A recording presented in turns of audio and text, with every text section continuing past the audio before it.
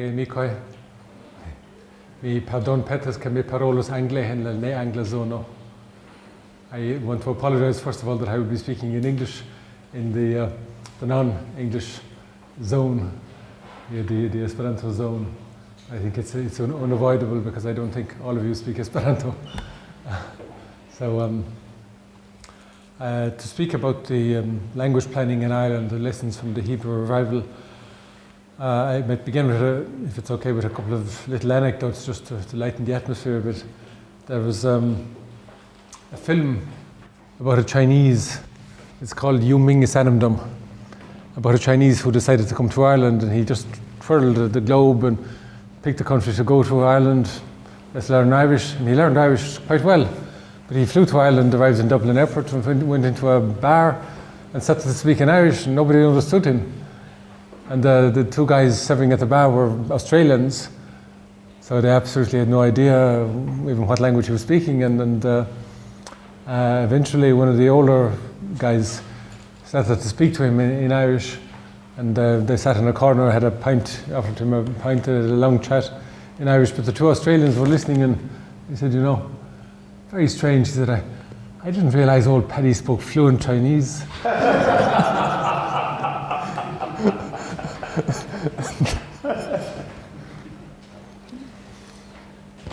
So there's a tradition that the devil cannot speak Irish. And there was a story told in Nigeria about an Irish missionary priest. And there was a man in a village, an African village, had been possessed by a spirit, some kind of spirit, but it was a multilingual spirit, because people would come to this man and speak to him in different languages, and the man would reply in the language that was spoken to him. It didn't matter what language it was. It's a very, very multilingual spirit. And an Irish priest was called in the area, and the Irish priest turned up and he spoke to him in Irish. And the demon flew into a terrible rage and foamed at the mouth and got really angry, annoyed, but couldn't bring a word in Irish. Eventually he replied in English, and he said, "We want no Irish here."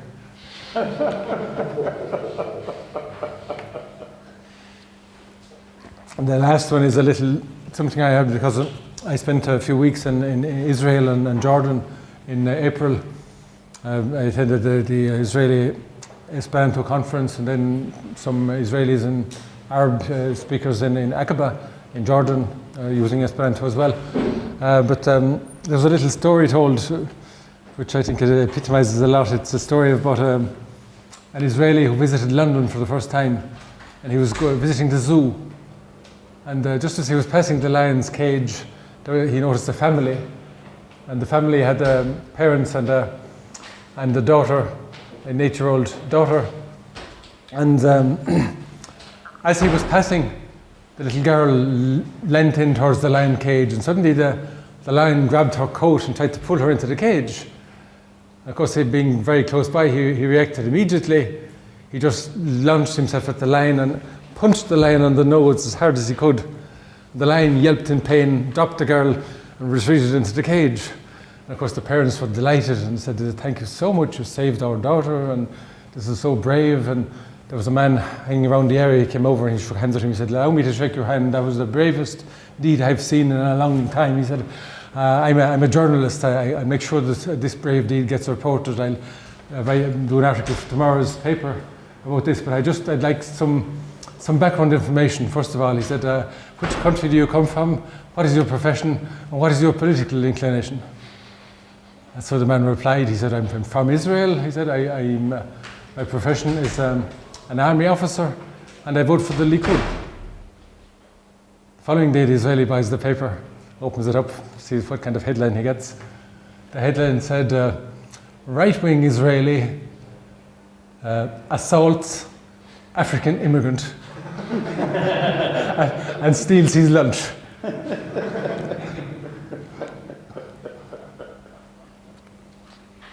So,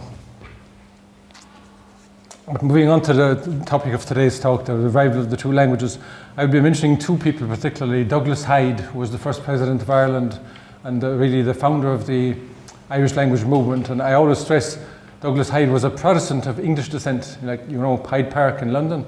He was purely of English descent, but he did more to save the Irish language than anybody else, pretty much. And the other man I would mention is Eliezer ben Yehuda, who was the first to speak Hebrew in the family. He immigrated in 1881 to Palestine, and on the boat on the way there, his wife was pregnant, expecting their first baby. He got his wife to swear that they would speak Hebrew and only Hebrew to the baby as soon as the baby was born. And at the time, it was quite difficult for his wife because she didn't speak Hebrew at the time. She was only just starting to learn the language. So she had to make a major effort to speak this language and only this language to the child. But this was the first, for something like 1700 years, nobody had used Hebrew as a family language, and it was used at this stage. And it's a little anecdote as to how they started. The first son of Eliezer ben Yehuda, he was Itamar ben Avi. He was 4 and he hadn't spoken at all, and all the neighbours were beginning to say to the father, you're crazy, you're speaking a dead language to your child. Either he won't speak at all or he'll grow up an idiot. Because you're really, really risky. You're speaking a language to this child who nobody speaks anywhere in the world as a family language. So they were beginning to get a bit worried, but Eliezer ben Yehuda was very, very intent. He said, no, he said, this will work. We just stick to speaking Hebrew, and we speak Hebrew all the time and nothing else. And he will speak eventually. But the story was that he went out for a walk at some stage. Eliezer ben Yehuda went out for his walk, and his wife was alone with the little 4-year-old. And she didn't know any songs in Hebrew. So she started to sing. Maybe she was doing some work in the kitchen. She started to sing in Russian, which was the language she spoke as a child herself, and she knew more songs in Russian.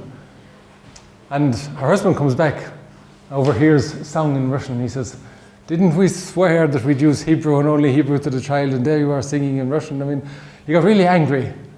And this is the first time the little child, who's a 4-year-old, the first time he'd ever seen his father angry. And he suddenly started to speak in perfect Hebrew. And he says, this won't happen again. She said, it was only once, he said, and she always speaks Hebrew to me. And the father was amazed. He says, heavens, you speak perfect Hebrew. Why haven't you spoken up to now? He was really amazed, and it created a whole sensation in the area, because this was the first child native speaker of Hebrew for 1700 years. It created a complete sensation in the area, but this was the beginning of the revival of Hebrew. But to come back to Irish, first of all, Douglas Hyde was born in, one thing they have in common, Douglas Hyde and Eliezer ben Yehuda, both of them were born after the middle of the 19th century. Douglas Hyde in 1860, Eliezer ben Yehuda 1858. Different countries. I sometimes compare them to Zamenhof, right, who launched Esperanto, because he was born at the same time as the three of them. But today it's more on just on Irish and Hebrew. But at the time, Irish was really dying out. Irish was the language of Ireland for thousands of years. I mean, it's the language that explains the place names and surnames of the country. To this day, Dublin means nothing in English. Dublin, Dove is black and Lin is a pool. So Dublin it's black pool. But you need to know Irish to know this. And the same for every place name in the country. They have meaning in Irish. They don't have meaning in English. The so-called English names are not really English names because they're not English at all. They're just a mispronunciation of the Irish. I've always found annoying to see these up on signposts to be actually bigger than the original Irish. You have the original Irish name, and then you have the gibberish, and you make the gibberish bigger in the sign. It's totally illogical. Very Irish in some ways that do these kind of things. But in any case, up to the Great Famine, Irish was the majority language of the country. It was spoken in all of Ireland and most of Scotland. Not in Scotland, it was spoken not in all of Scotland at the same time, but the place names showed it was spoken in Scotland at different times right up to the English border in Scotland. Even Edinburgh, the old name was Dunedin, and the city of Dunedin in New Zealand, it comes from Dunedin, from the Scots who immigrated to New Zealand. But in any case, the language was spoken in Ireland until the beginning of the 19th century. It was the majority language. And then we had the Great Famine, 1845 to 1849. Somewhere between 1 million and 2 million people died of hunger at this stage, because the Ireland was very poor at the time. People lived basically on potatoes, and then a blight hit the potatoes and destroyed the total potato crop. in 1845, 46 and 47. So there was nothing left to eat, and one of the things that fed Irish nationalism to a huge extent was the fact that the British government, which was running Ireland at the time, we didn't have our own government, we were ruled from London at the time, we were supposed to be part of the United Kingdom. Not alone did it not help, it refused to ban the export of grain. So while nearly 2 million people died of hunger, Ireland was exporting grain. We were exporting food and people dying of hunger at the same time. And I would say, to give them the due, it's the English government at the time, the British government, it's not just hatred of the Irish. It was a very strong belief in the market economy, a belief that the state shouldn't interfere with the market should be left completely free to run itself. And some of them were quite religious. They said, well, if it's the will of God that the Irish die of hunger, then we have to leave the Irish die of hunger. To start sending them food would be going against the will of God, and this would be completely wrong. So, I mean, you can imagine this created a lot of anti-English feeling in Ireland, which was exported to the United States and lasted for a very, very long time. But that's another area. But my basic point was that the language was the majority language until the famine. And then it very quickly declined because we had a national school system started in 1831 using only English. Even in areas where nobody understood English, teaching was in English only. And Irish was effectively banned from the schools for most of the 19th century. At the very end of the 19th century, they began to allow some Irish lessons. They even would not allow it to be called Irish. It had to be called Celtic, first of all. Then it could be called Gaelic. But call it anything, but don't call it Irish. Because even calling it Irish might encourage Irish nationalism in some way. So they were not allowed to call it Irish. They had to call it Celtic or Gaelic or anything else. But just don't call it Irish, whatever you call it. And Irish was the original term. I mean, Tornyson wrote his Grammar of Old Irish. It's Handbuch des Altirischen. It's the irische Sprache. La langue irlandaise. This Gaelic thing came in later on. I mean, it's people say La langue Gaelic and all the rest of it, but Irlandais was there before that. You have books in French, Manuel du Moyen Irlandais, Handbuch des Altirischen. I mean, it goes back a long way, calling the language Irish. But it had been a literary language since the 6th century. You have a text in Irish, Avarachol Mkilla, from the year 597, at the end of the 6th century. So it's not quite as old as Latin or Greek, but it's one of the oldest European literary languages. I think about 90 years older than Old English, about 250 years older than French or German. So it goes back quite a long way. And when it became an official EU language on the 1st of January 2007, it had been 1400 years a literary language at this stage. But the Anglo-Norman invasion of Ireland took place in the 12th century. 1169 was the first Norman knights arrived. And already we had laws against the language in 1366. Statutes of Kilkenny were laws against the Irish language. But they weren't aimed at the Irish in those days. They were aimed at the English colony in Ireland, which was assimilating to the Irish.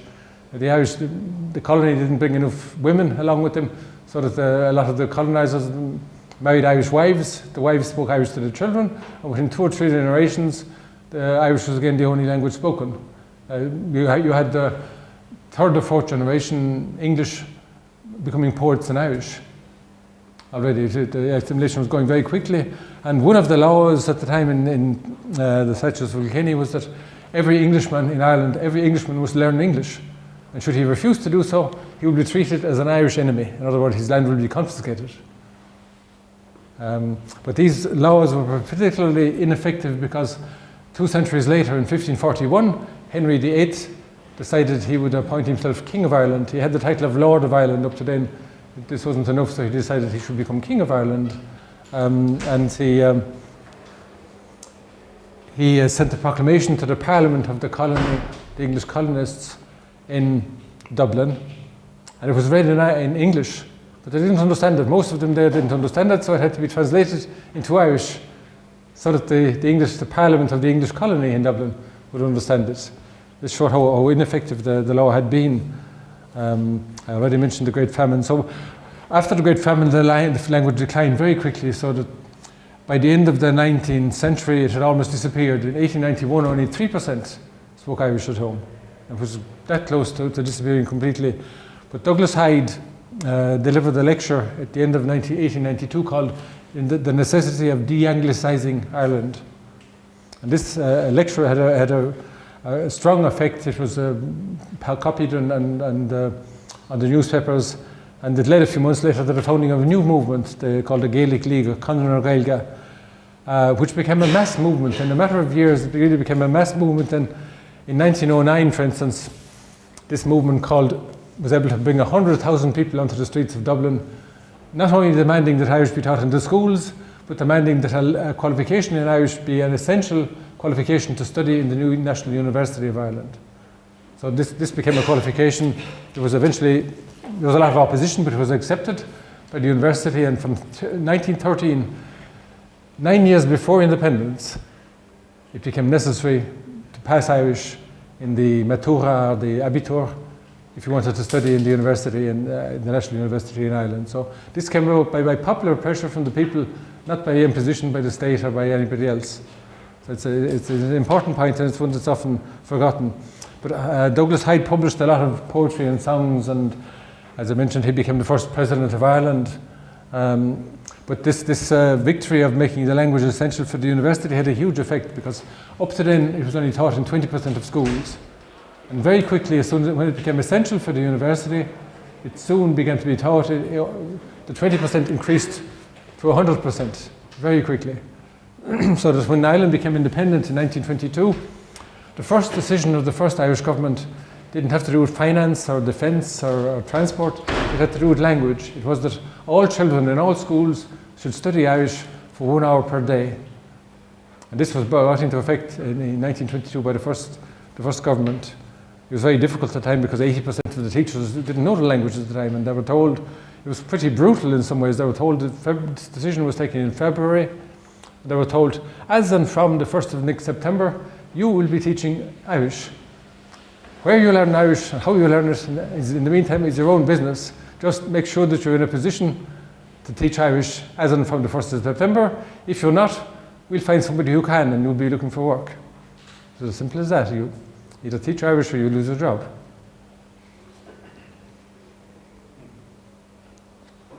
So you can imagine this didn't necessarily make the language popular with everybody. It was pretty brutal, but they learned these from the colonists.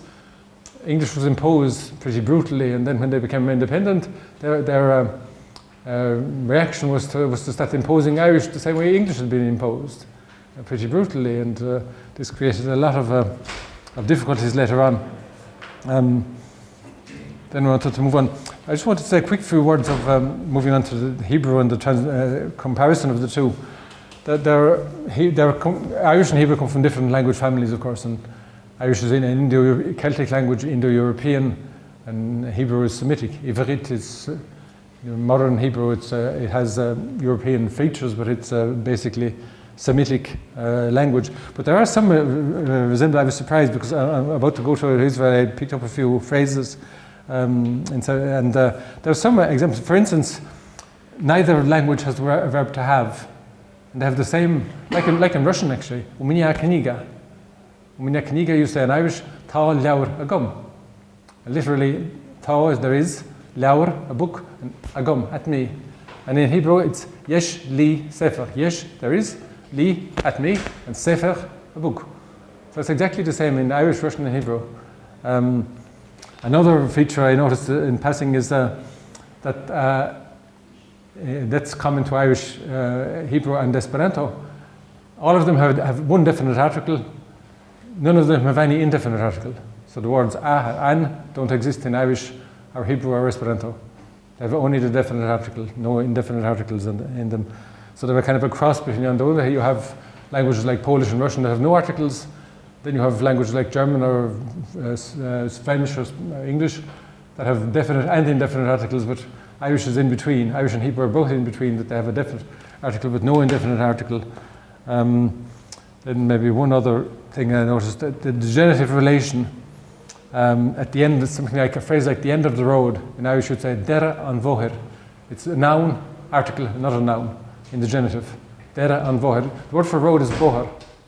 The end of the road is dera an bhóthar. Hebrew, sof ha derech. Sof, end, ha, the article, derech.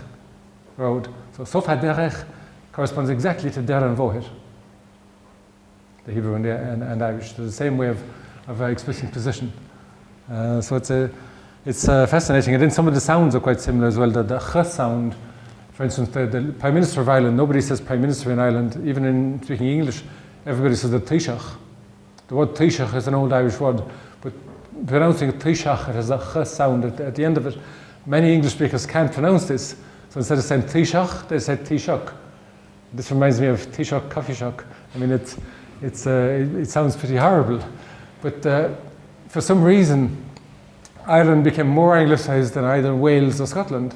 In Scotland and Wales, they pronounce Loch Ness, it's called Loch Ness. They don't call it Loch Ness, they call it Loch Ness. They have the ch sound. In Wales, the ch sound is very common in Welsh. It's used all the time.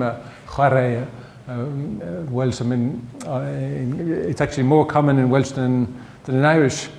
But for some reason in Ireland, the eastern part, the anglicised parts of Ireland, this sound disappeared, and a lot of people have difficulty pronouncing it properly. And it's important in Irish because the difference between a cota and a chota. A cota is her coat.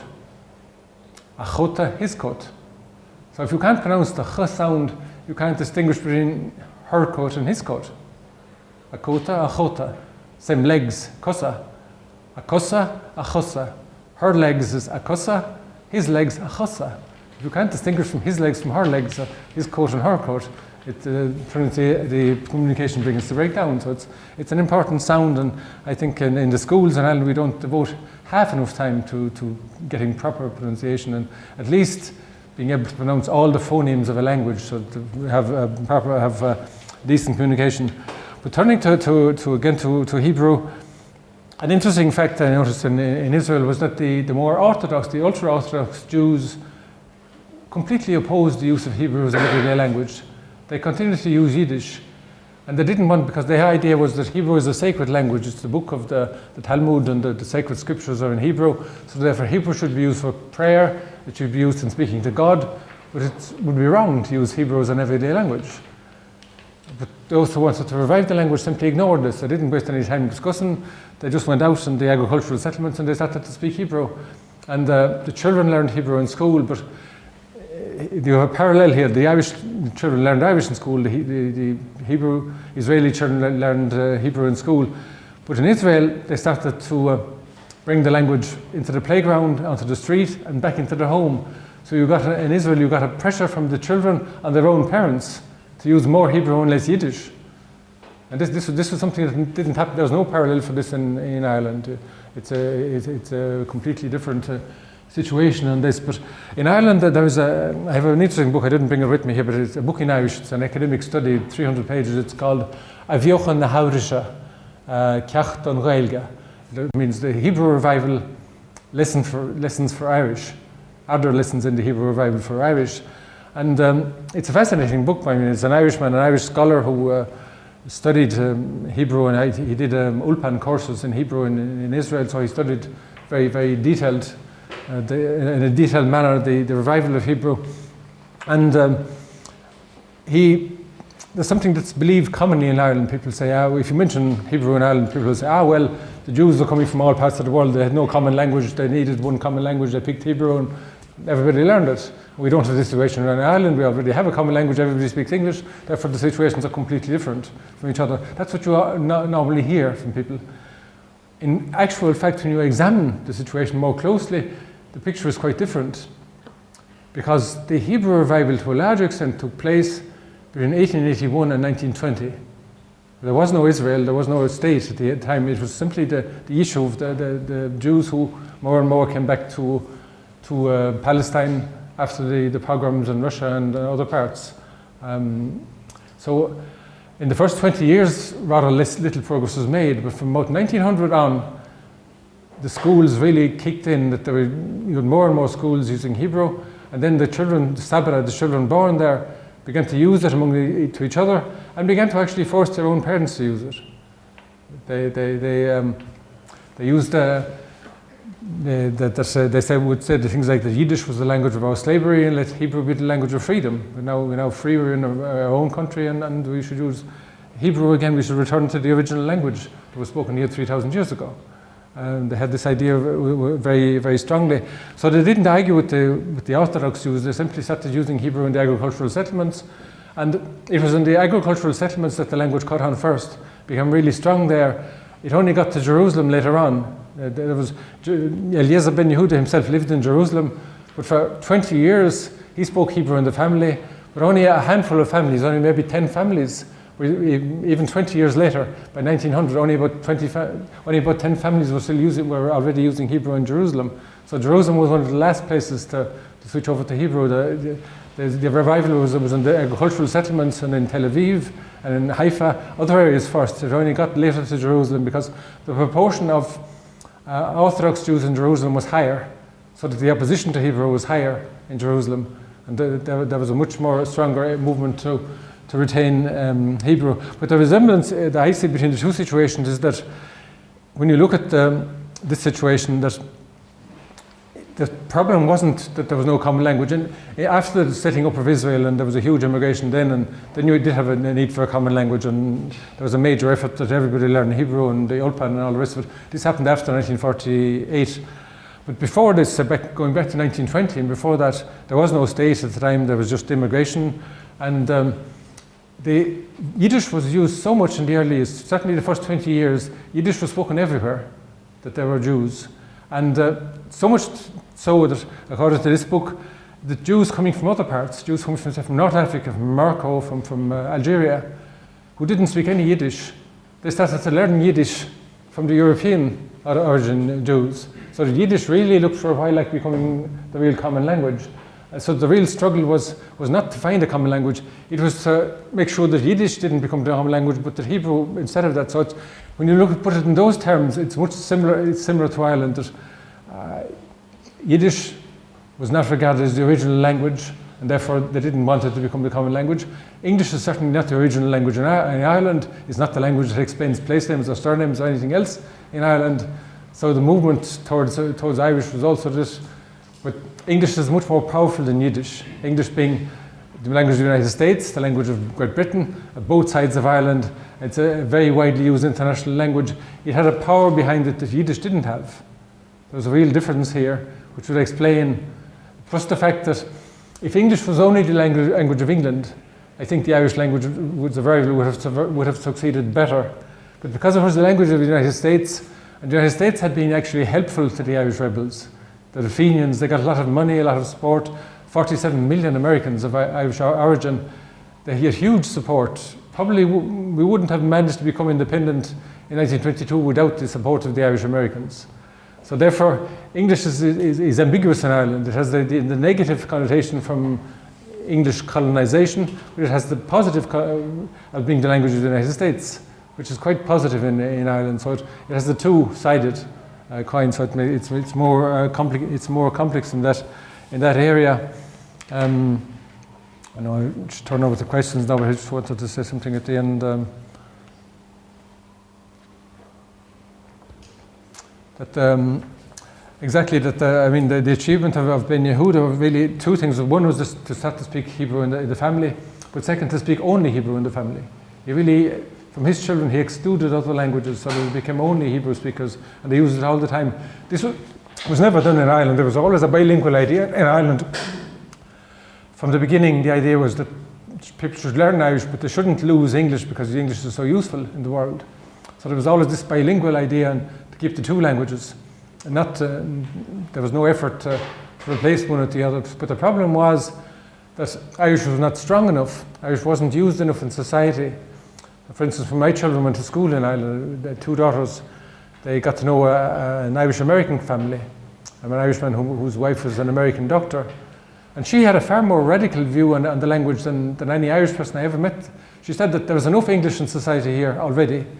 You could make all of the schools Irish medium, and then you'd get some kind of balance in the country if you had all the schools Irish medium. But as it is at the moment, with 8% of the schools Irish medium, those who go through the 8% of the schools, the Irish medium schools, they become fluent in the two languages. There's no problem there. The problem is in the other 92%, where they just teach Irish as one of the subject, an hour a day or whatever it is.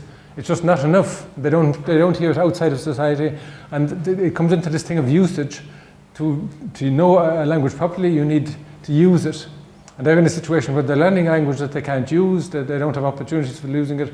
The Irish state planned opportunities to learn the language. It made it obligatory in schools. Everybody has to learn Irish in school. It's obligatory to enter university, you have to qualify in Irish. But it never planned opportunities to actually use the language.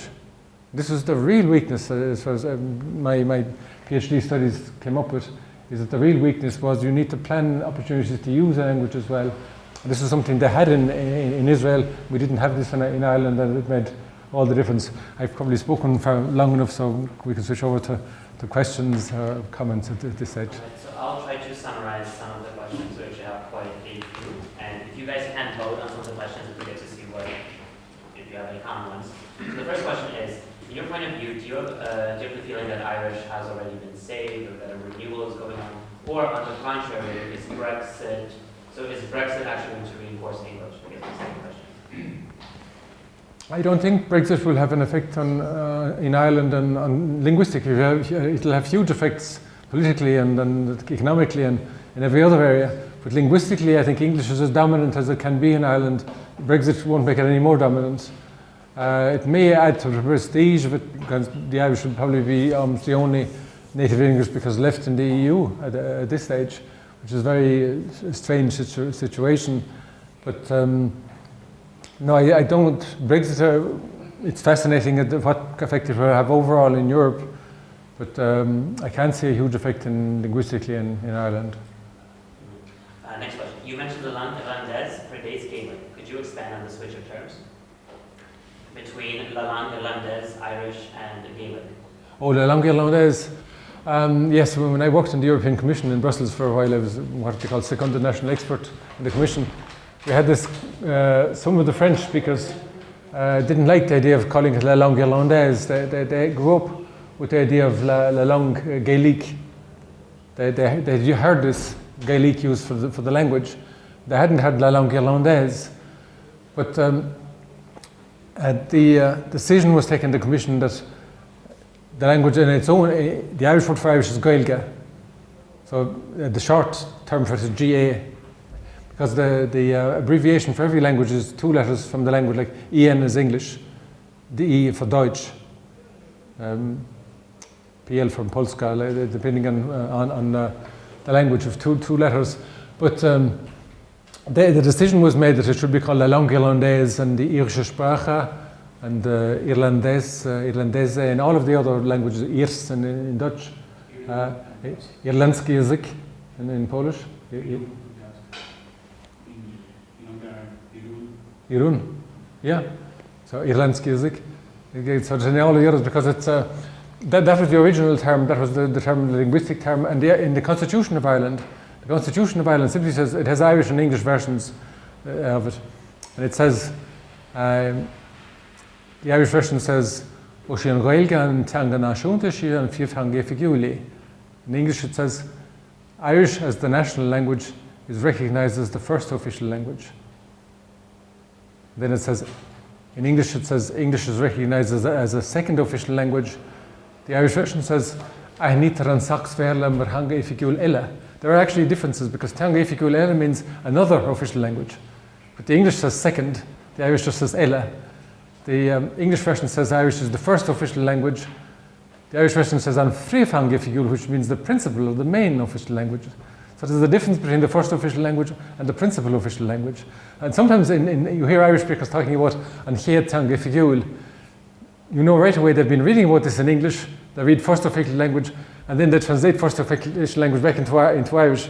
But it clearly shows they haven't read the original Irish version of the Constitution, where the word is, you never see Héad Tang Ifikul. It's not called first official language in Irish, it's Príomh Ifikul, principal official language. And there's another part of the Constitution, I think it's Article 25, where it says when there is a conflict between the text and the two languages, the text in the national language shall prevail. If there's any conflict between the text in Irish and English, the text in Irish is superior to the text in English. So that's just a legal fact in the country. But so next question. Next question. How do you feel about anglicized words entering Irish? And I'm hoping you can this right. Car, pink, etc. Pink, hints. I'm not so bothered by words because I mean car was actually came from, not just from English, but from carus in Latin, which came from Gaulish. It was originally a Celtic word anyway. So, I mean, we say glúis down in Irish. They coined a new word for glúis, it means to move, and glúis down for a car. But both are used, and the same for a phone, telephone. They coined the word gohan. Go means a voice, and gohan, like a little voice, is for a phone. People use gohan, people use phone, but phone is not an English word either. It came from Greek. Tele and phone are both Greek words. So, I mean, Irish has as much of a right to use Greek words as English has. So I see no problem there as regards words. I'd be much more bothered by the syntax, influence on syntax. Because to say, for instance, a simple, I mentioned this morning, a simple sentence, a cow is an animal. In Irish, that's is anavi bo. And the word order is completely different. The subject is first. English, you have subject, verb, object. So cow is the subject, is, and then animal. Well, it's not an object there, but in any case, is anavi bo. Bo is a cow in Irish. The first word in English becomes the last word in Irish. And an Irish writer, Padro Lera, he said that if you say tá anavi bo, you're using 3 Irish words, but the sentence isn't Irish at all. You just can't say that because tá is a temporary condition. It's like está in Spanish. Tá means, it can be used for I'm tired, or I'm here now, time and so on. It cannot be used for a cow is an animal, because a cow is always an animal. A cow is not sometimes an animal. Sometimes an animal, yes, and sometimes not. A cow is always an animal.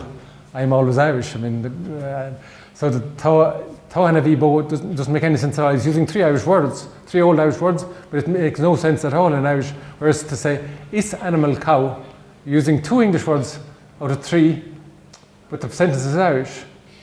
Is animal cow, is anavi bo. It's the traditional pattern of Irish. Is anavi bo, is animal cow. Just picking 2 English words for you, 2 Irish words. O'Leary gave this example, and he said, is animal cow is far better Irish than tá bo anavi, because tá bo anavi, it's 3 Irish words strung together at random. It's not an Irish sentence at all. I think that the vocabulary is not the most important thing, but the syntax, the putting words together. So next question. How would you characterize the Irish Revival Project in comparison to other revival projects, such as that one for Hawaiian and other indigenous languages of the Americas? I would say it did not succeed as well as we expected, certainly, but it didn't fail. People go to one extreme to the other. They either say it's a complete failure. It's not a complete failure because, for instance, I wouldn't be speaking Irish did we not have a revival in Ireland, because I grew up as a semi-native speaker. My mother spoke to us in Irish as children, but she wasn't a native speaker herself. She learned Irish from school, but she not only learned Irish in school, she learned everything through Irish in school. So she became a really fluent speaker. It was fascinating because my father was born in 1918 and Ireland became independent in 1922. My father was 4 and went to school. He had a teacher who really never mastered Irish. He was about two pages ahead of the class. And it was a major struggle to teach Irish because of it. He was teaching a language that he couldn't speak. It's like, could you learn swimming from somebody who can't swim? Could you learn Irish from somebody who can't speak Irish? But my mother was about 5 years younger. She went to school, say, in 1926. And in those few years, 22 to 26, everything had changed. She not only learned Irish well, she learned everything else, geography, history, geography, algebra, everything through Irish. So she became a really fluent speaker, up to matura, up to abitur level, and she spoke it to us as children. And because of this, I speak it today. I mean, to my children, to my 2 daughters, I speak only Irish to them. Even though I like languages, I speak different languages, I enjoy all the languages I speak. I pledged at one stage that to my own children, I would speak in Irish always, no exception, ever.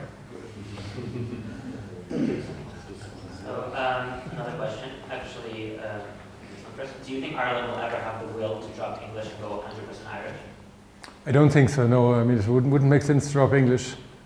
It wouldn't be, even if they wanted to, it would be extremely difficult because English has been used in Ireland for so many centuries, and in the southeast of the country it's so much implanted. In my part of the country, Tipperary, it's English speaking now, but my father knew his grandfather well, and his grandfather was a native speaker. So Irish has not gone so long from my part of the country. It's kind of in the middle of the south of Ireland, but if you go over to Wexford, it disappeared several centuries earlier. So it's much more anglicised in the East Coast than in the West, and I can't see English ever being dropped, but that's not something that's really discussed at all. There's no, English is in no danger. Irish, some say it's still in danger, but at the same time it's going more popular. Younger people speak it more now, and there were more and more all-Irish schools, and particularly in Northern Ireland, strangely enough. In Northern Ireland it has become a kind of a symbol of Irishness.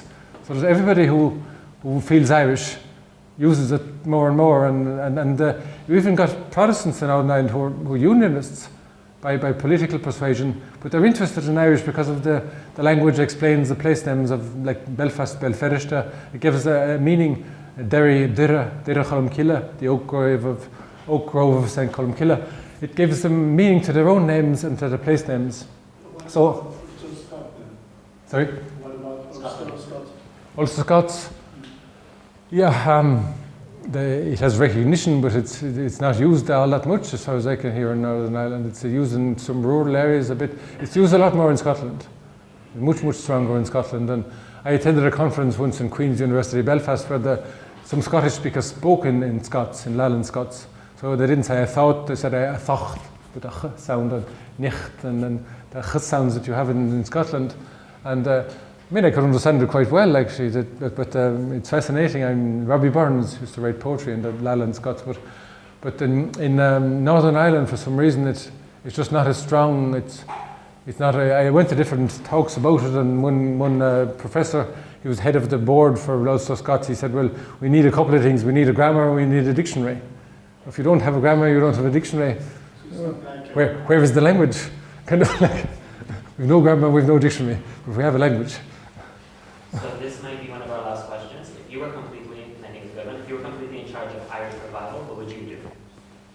What would I do? I think the very first thing I'd run a TV campaign to persuade adults to speak Irish to babies. Because they usually say people know a lot of Irish. In the census, 40% say they have a knowledge of Irish. But they're afraid to speak it because they'll make mistakes and somebody else will correct them, and somebody will think they're stupid because they made a stupid mistake. My single point, the first thing I would do is get them to speak to newborn babies, because the baby's not going to correct you. And if adults made a habit of using whatever Irish they have to babies, then these babies would be hearing an awful lot of Irish and perhaps would start speaking it because they'd heard so much of it. Because when we were losing Irish in the 19th century, people still spoke Irish together, but they started to speak English to children. So reverse that. Let's speak Irish to children, and especially I speak Irish to babies. As much as possible, speak only Irish to babies. I think this could have a real effect. When my children went to school in Dublin, they went to an all-Irish school in Monkstown, Ballinmanach, and there were signs in the area, and they would even get letters from the principal saying, "Please, the parents, when you come to pick up your children in the school, please use whatever Irish you have. If you have no Irish at all, then please remain silent. But do not, under any circumstances, use any English on the premises of this school." So I think it's a good ending on this one. A bit of a laugh. Thank you for the wonderful talk. Thank you.